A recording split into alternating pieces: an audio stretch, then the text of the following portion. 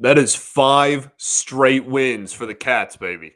Let's talk about it. 2-0 on the day. A series win in a span of 5 hours. Today on Locked On Tigers.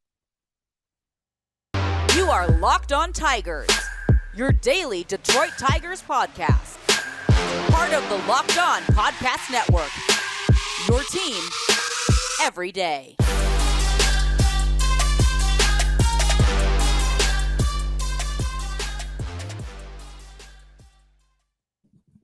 What is up, everybody? Welcome back to another edition of Locked On Tigers. I'm, of course, your host, Scott Bentley. Today is Wednesday, April 19th, 2023. Thank you for making Locked On Tigers your first listen every single day. We are free and available wherever you get your podcasts and on YouTube, part of the Locked On Podcast Network. Your team every single day. This episode is brought to you by FanDuel Sportsbook, the official sportsbook of Locked On. Make every moment more. Visit FanDuel.com/Locked On today to get started. What a day. What a day Tuesday was for the Detroit Tigers. They win a series literally in like 5 hours. And that's obviously large in part due to the pitch clock, but it's also in due to winning 2 baseball games in a day. And we will gladly take that. Vibes are high. We're loving life right now, baby. We are loving life. 2-0 on Tuesday against the Cleveland Guardians, the reigning division champs. My pick still to win this division, and a team that over the last 5 or 6 years has absolutely owned you. So really, really fun day of baseball for a lot of reasons. And that's 5 straight. 5 straight, one of the hottest teams in baseball. All right, don't sleep. Let's talk about these games. Let's talk about these very, very fun baseball games that the Tigers won. Let's just go in order.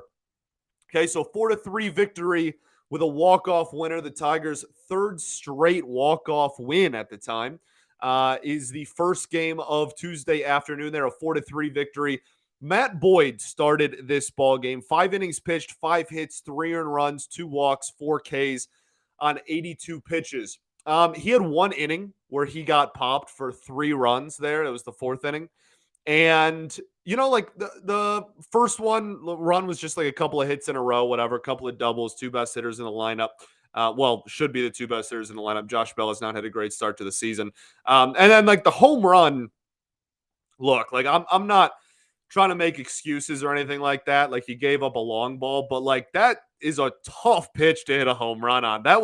And it wasn't a good pitch either. Like it wasn't. That was a hanging slider, but it was a hanging slider that was like way in on the hands. Like it felt like it was like a foot inside, and he still just turned on it and sent it to Pound Town over there in left field. So rough inning, but still outside. That was the only run the entire day for 18 innings. That was the only inning that the Cleveland Guardians scored runs in. That's kind of wild to think about. You just played 18. You gave up runs in 1. Okay, you're going to win a lot of ball games that way. And the Tigers obviously went 2-0 in this one. So, yeah, the 4th wasn't pretty, but it wasn't alarmingly bad either. I don't think he like got blown up in the sense of, you know, like his pitches just fell apart and his command was awful in that inning or anything like that. Like it kind of just happened, and it was kind of an unfortunate thing more than anything. As far as executing his pitches go, I still think that he was in the general ballpark for a majority of the outing. And the other 4 were really solid, especially the first 3 innings. He had a no-no going into that 4th inning. So, yeah, really, really solid. And it's also important to note that pitching in the cold is difficult. That is a hard thing to do. They're major leaguers, and they got to adjust, and that's what Matthew Boyd did. He's a traditional, like, really slider-heavy type of pitcher, right? Throws a lot of, still mostly fastball, but a lot of fastball slider stuff. And in this one, threw 51% four-seam fastballs and kind of eased up on the slider a little bit more than he normally would. He got 8 whiffs on it. At one point, he was just pounded 89 miles an hour down the middle, and dudes couldn't catch up to it because they were sitting sliders still. So honestly, an impressive outing. Like, again, like 3 runs in 5 innings isn't a masterclass or anything, but for given the situation of today And given the weather and doubleheader, and you haven't played, the team hasn't played in 2 days. I guess he's still relatively close to his normal routine. And the ball he was topping out at 89. Well, he's topping out at 91. He was averaging 89 and still went out there and put together a 4 of 5 really, really solid innings. Yeah, recovered really well. On top of that, fifth inning was not bad. Lights out before that inning. We'll take it. We'll gladly take it. All right. Mason Engler, first one out of the pen in this one. 3 innings, 2 hits, no runs or walks, 2 strikeouts, 34 pitches. Almost all of them secondary stuff. Okay, listen to this breakdown. 34 pitches, 12 sliders, 11 changeups, and 6 curveballs. For those who aren't very good at math like yours truly, that is only 5 four-seam fastballs all outing. He faced pretty much everyone in the lineup once. He just kind of did a one-time through the lineup thing. I think he might have faced Quan twice. Yeah, he faced somebody twice. And yeah, like he's already shown several times this season that he has the ability to be that bridge reliever, right? The starter goes 4 or 5 innings. Mason Englert has the ability to carry you to the back end of your bullpen. And he's given up some homers this year, right? He gave up a homer in the opening series against Tampa. Then he had a really good outing in Houston, right? The legendary outing in Houston. Then he gave up a homer in Toronto as well. So like we got to limit the long ball, or San Francisco. That's who the other one he gave up the homer for. So we got to limit the long ball a little bit, and the ERA still looks a little high, but it's gone down pretty much every outing over the last couple, and that's because he has the ability to get stretched out, and he can throw 2, 3, 4 innings out of your pen and keep a good offenses off the board. He did it against, not that Cleveland's some powerhouse offensively, but this is a team that's gonna probably push 90 wins, cross 90 wins again, and he did it against Houston too, which is objectively one of the best lineups in the sport. So really, really like what we're seeing out of him. Great pitch mix, as we talked about. The slider specifically, watch his slider. That is a good major league caliber pitch. Really good. And honestly, like he may end the season throwing more sliders than any other pitch. Like it might just be his number one pitch, and we might learn that pretty quickly at that. Heck of an outing yet again from Mason Englert, the Rule 5 pick. Then we go to Alex Lang, 1 inning, 1 hit, no walks or runs, 1 K. I thought he looked stellar in this one, hitting spots. He was painting at one point. There was one point where he was painting sinkers low and away, and it looked really, really good, man. Like when I've said it a million times, and I'll say it again, when Alex Lang is on, I genuinely believe that there are very, very few relievers better in baseball when he is hitting his spots. It's just a matter of him consistently hitting his spots, which is something that he has yet to prove he can do over the prolonged major league season. But that's a few really good outings in a row, and his ERA is only a little over 2 on the season. Halfway through April now. So we will gladly take it. All right. Let's get into the offense because there are certainly still some frustrations happening on the offensive side of the ball. And then we'll obviously get into Kerry Carpenter, who's just been an absolute monster so far this season. But first, I got to tell y'all about our friends over at eBay Motors. Did I pick the right one? I did. eBay Motors. For a championship team, it's all about making sure every player is a perfect fit. It's the same when it comes to your vehicle.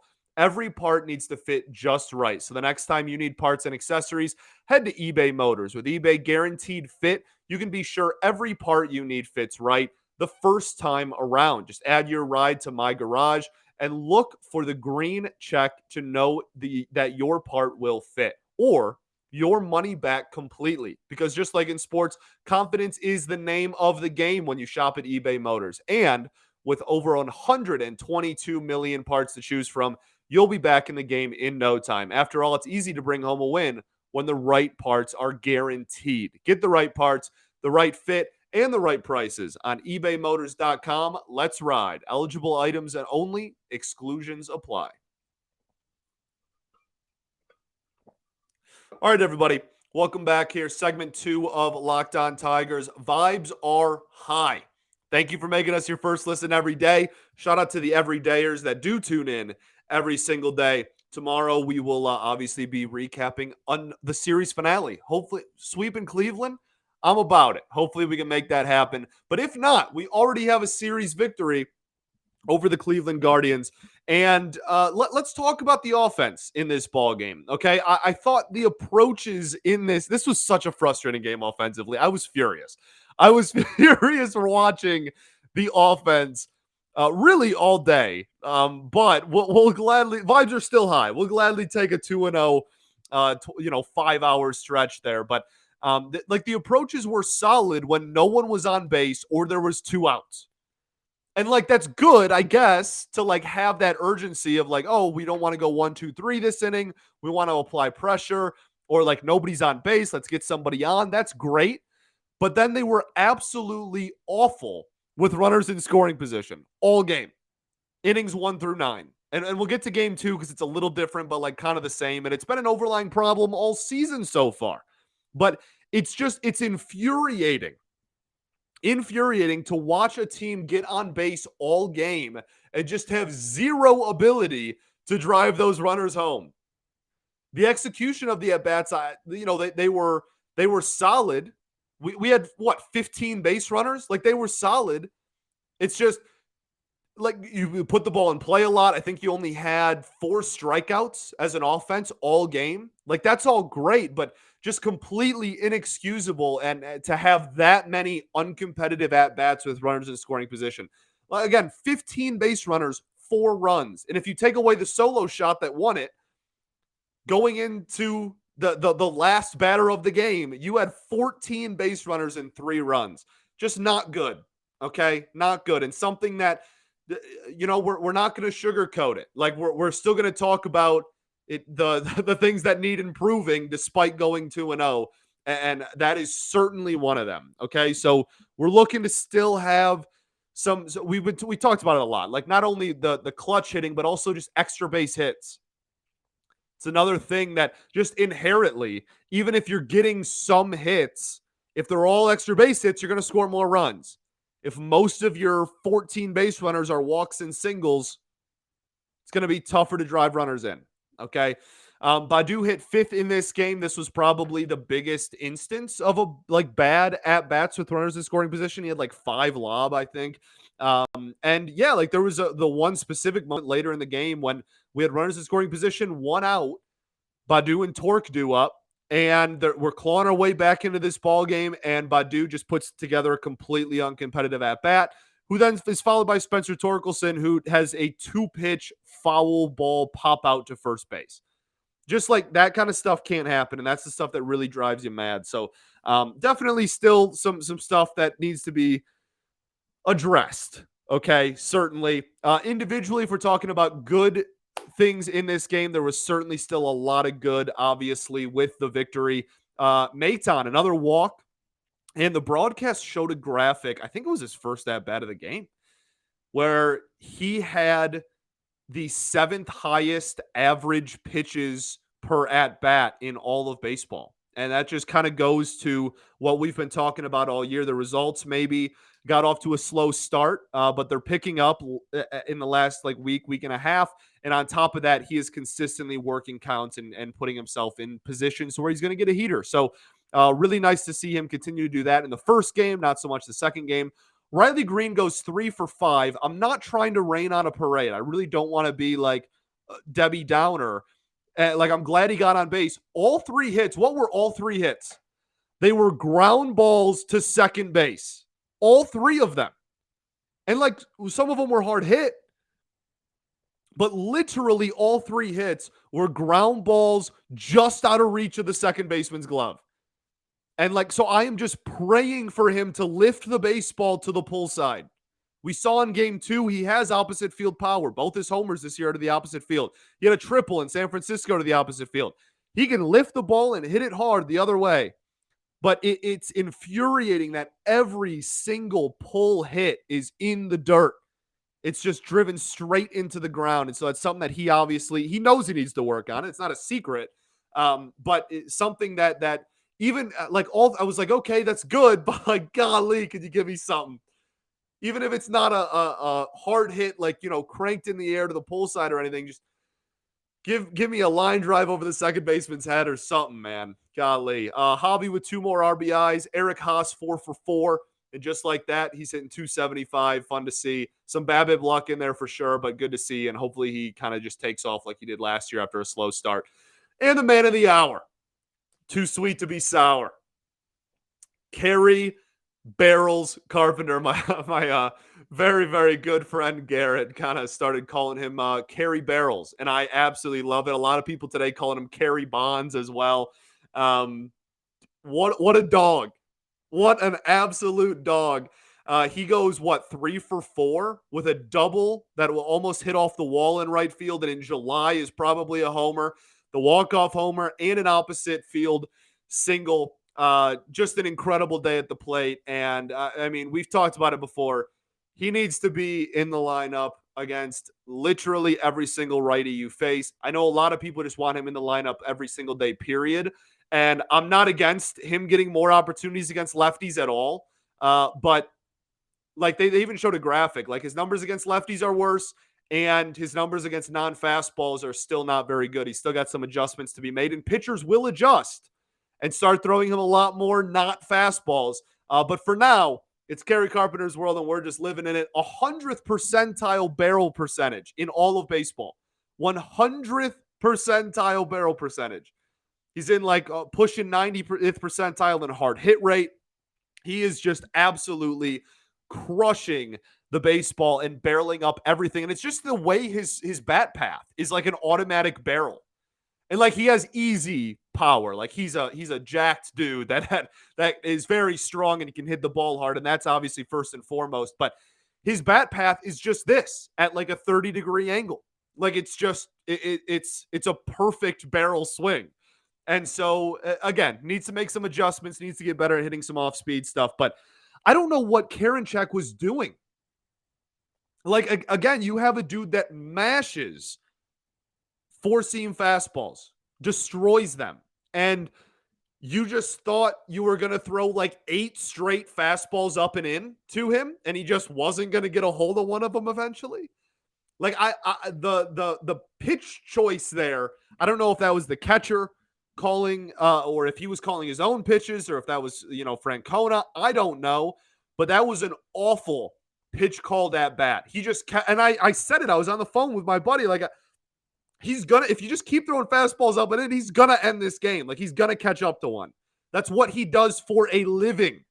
And sure enough, he did. Kerry Barrels, baby. Absolute dog. Okay, let's get into game 2. Natural transition there. 1-0 victory. This was definitely not a stellar game offensively. I mean, you scored 1 run.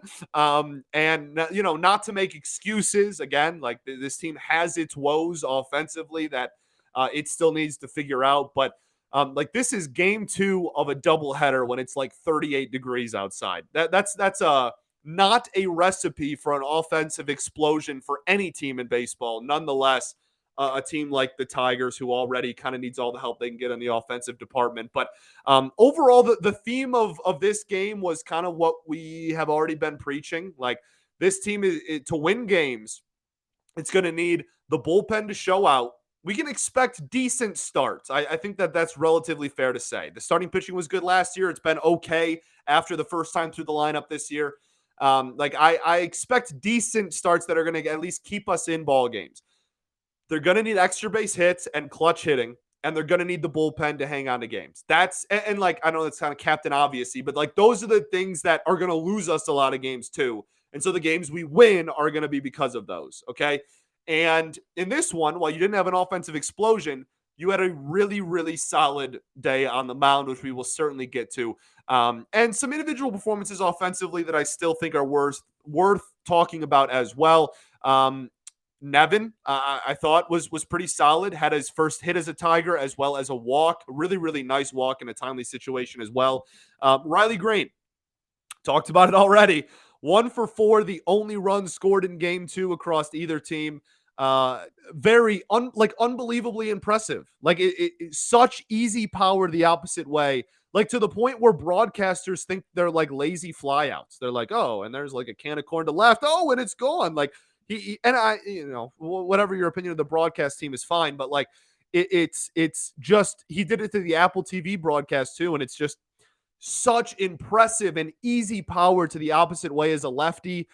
That's such a lethal weapon to have in the back pocket. Just, I need him to pull the ball in the air for the love of everything. So badly, I need it. Like air, I need it. But certainly not going to complain in this game. Again, scored the only run for either team. And a very, very impressive kind of going the opposite way. Just have an easy power to the opposite field. And yeah, solo shot there late to take a 1-0 lead. Jake Rogers. Oh, man, Jake Rogers. Let's get into Jake Rogers after the break because I could talk about him forever. But first, I got to tell you all about our friends over at the Ultimate Pro Baseball GM. This is the coolest game I have played in a very long time. I've always thought that I could be a great Major League GM. I know a lot of you disagree with that, but as it turns out, it's not all that easy.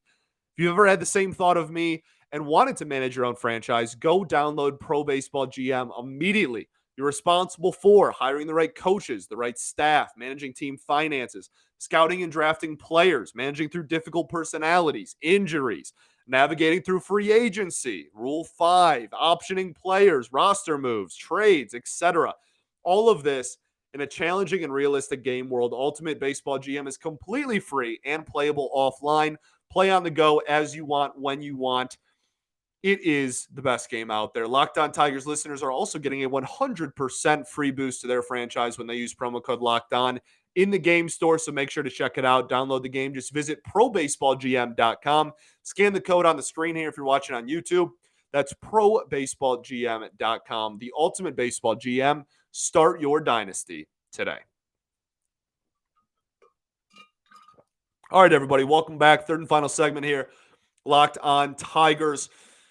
Celebrating 2 wins for the price of 1. 2 wins in about 5 hours. Pretty great day of baseball for the Tigers. Jake Rogers, 2 walks in this one. And he gets me so excited behind the plate. Like, he's just so good. And he had a 30-second span in this game where he threw out a runner trying to steal second. And then the next pitch perfectly framed a ball outside as strike 3 and got the call. Like, I cannot stress his value behind the plate enough. Like, catcher is my favorite position in sports. I was a catcher my entire life. I cannot stress enough how good he is behind the dish. And I'm so glad that everyone is seeing that, like, night in and night out. And I genuinely think, I've said this a lot, that he's going to play more games behind the dish than anybody else on this team pretty comfortably by the end of the year. Defensively, I guess we can just kind of stick with defense in this one. It was pretty big. Jake Rogers, we already talked about, but Jonathan Scope showed why he had a hit in this one too, but showed why he was a Gold Glove finalist last season. With really, really impressive play to his left side early that kind of got overlooked earlier in the inning, and then obviously the diving play to his right side to save the shutout. Really, really impressive day in the field. He had a throwing error, I think, actually early on, but after that, sans that, made up for it for sure. And like I said, great clutch play to keep the shutout intact there. Matt Vierling been slumping at the dish, but you see why people like him in moments like that. Like, he is slumping at the dish, but he has a ton of value still that he can provide to a baseball team even when he's not hitting. And that's because he's an absolute athlete. Definition of an athlete. Fast as all heck, and an incredible robbed home run in this game. That's why they lowered the walls for more exciting plays like that. And you certainly got to look at it in that one. So really, really, really great play. Very fun, and kind of kept intact what was a masterclass performance by Eduardo Rodriguez. The story of the day. 8 innings pitched, 4 hits, no earned runs, no walks, and 10 strikeouts and 99 pitches. That, my friends, is Erod. That is peak Eduardo Rodriguez. Not only is that the best start of his Tigers career comfortably, but that is legitimately one of the best starts in his entire Major League Baseball career. The last time, I think Jason Beck tweeted out, the last time that the Tigers had someone go 8 innings with double-digit strikeouts and no walks or runs was Max Scherzer in like 2012. Like, that's the kind of conversation we're having about like comparable outings in Tigers past. Like we're talking about over a decade ago, Max Scherzer. So unbelievable outing. And I know literally in his last start, I was talking about, oh, this is like Erod at his best, 6 innings, 1 run against a really good Blue Jays lineup. I mean, this is obviously Erod at his best, right? Like this was that. This is I can't really say that anymore unless he goes out and throws like a complete game shutty. Like I can't really say that anymore. This is the new bar for Erod at his best. 99 pitches, 37% four-seam fastballs, 24% sinker, 23% cutter, and 12% change. Pitch mix, absolute perfection, a beauty. 14 whiffs, 15 called strikes, 7 whiffs on the fastball, 5 on the cutter. I can read you these numbers all day. The most impressive stat to me was the average exit velocity. 8 innings of a sample size, 100 pitches almost, 15 balls put in play. Average exit velo was 76 miles an hour. That is absolute masterclass. That is unbelievable stuff.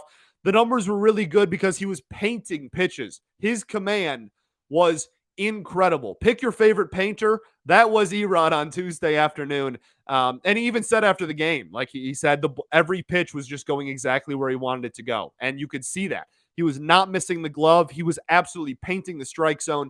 Beautiful. The cutter in on the hands was a really effective pitch all game to lefties and righties. In on the hands, going the opposite way on the barrel as well. And yeah, like the fastball was up. The fastball up in the zone was like a consistent swing and miss pitch.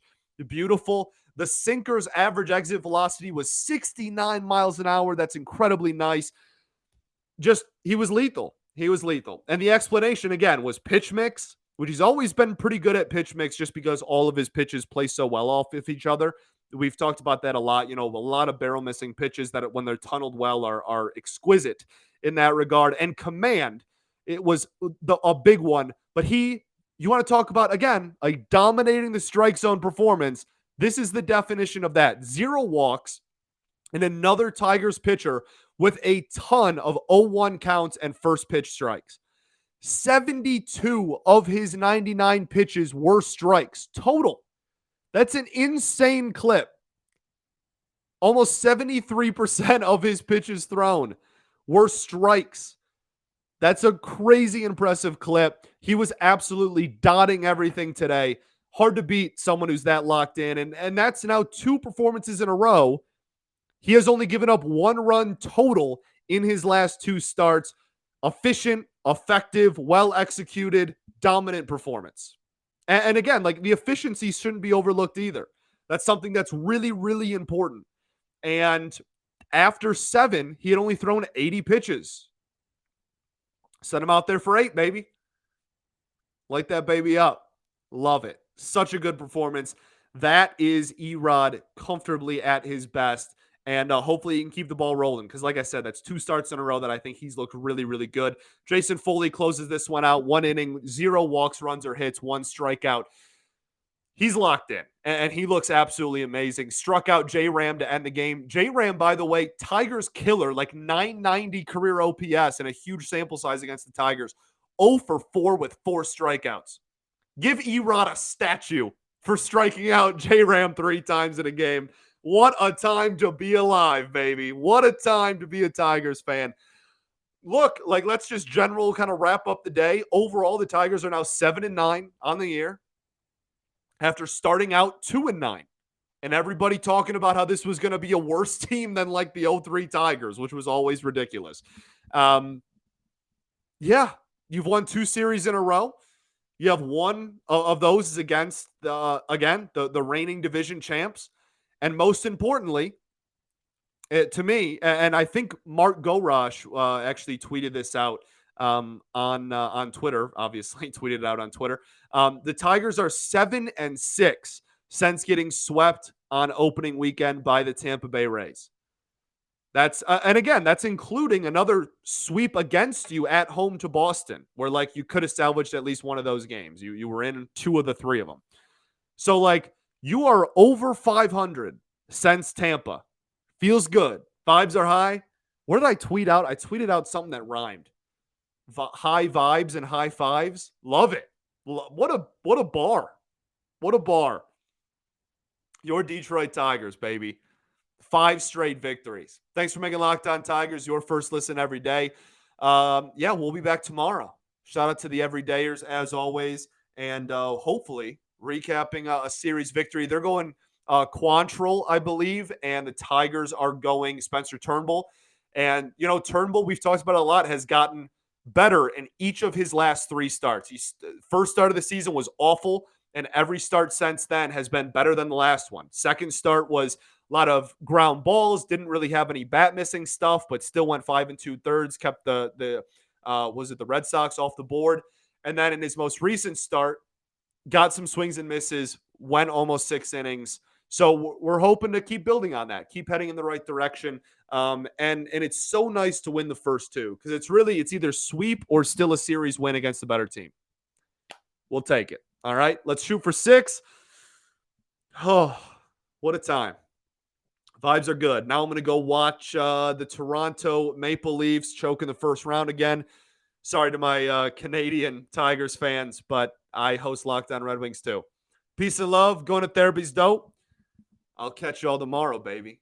5 straight wins for the Detroit Tigers. All right? Go Tigers, baby.